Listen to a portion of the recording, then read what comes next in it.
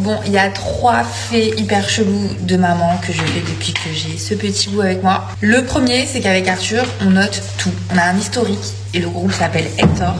On note littéralement tout, dès qu'il boit un biberon, dès qu'il fait caca, dès qu'on lui donne genre une vitamine, un truc.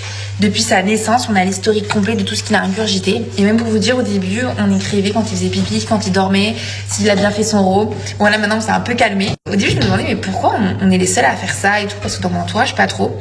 Mais en fait, j'ai réalisé, c'est parce qu'Arthur, il est à 50% avec moi. Genre, c'est vraiment tous les deux, on se répartit tellement les tâches qu'on est obligé de communiquer pour savoir qui a fait quoi et pour checker un peu comment va le bébé. C'est parce que mine de rien, Hector avait un peu du mal à prendre son biberon dès la naissance. Il y avait un truc qu'on comprenait pas. Donc du coup, on voulait vraiment savoir combien il avait bu, quand, si ça s'était bien passé, pour après, dès qu'on va chez le pédiatre, avoir tout l'historique et pas stresser. Je sais pas si c'est normal.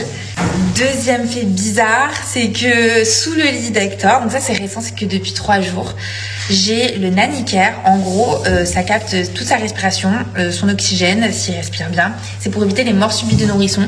Donc en fait, j'arrive à savoir si mon bébé est toujours en train de respirer la nuit. Et si jamais il respire pas, il y a une alarme qui sonne. C'était la marque qui m'avait contacté, c'est pas de moi-même. Parce que je trouvais ça un peu stressant, anxiogène, mais en fait pas du tout. Genre je dors, je tombais malade et qu'il avait du mal à respirer. Parce que nous en fait, faut savoir qu'il dort directement dans sa chambre depuis qu'il a 1 mois. Et le troisième truc, mon amour, c'est quoi le troisième truc? Qu'est-ce que je voulais dire? Ah oui, c'est que je fais les 400 pas et je fais un home tour à mon bébé tous les jours, le matin et l'après-midi. En fait, j'adore le mettre là. Donc je le maintiens un petit peu avec ma main quand même. Et on se balade dans la maison parce que dans la maison, il y a beaucoup de couleurs, il y a beaucoup de formes, on a un jardin et tout. Et c'est vrai qu'au début, je voulais pas trop le sortir parce qu'il a mis du temps à avoir ses premiers vaccins.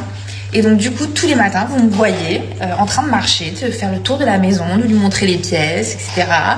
Voilà, c'est un petit éveil que je fais pour son développement.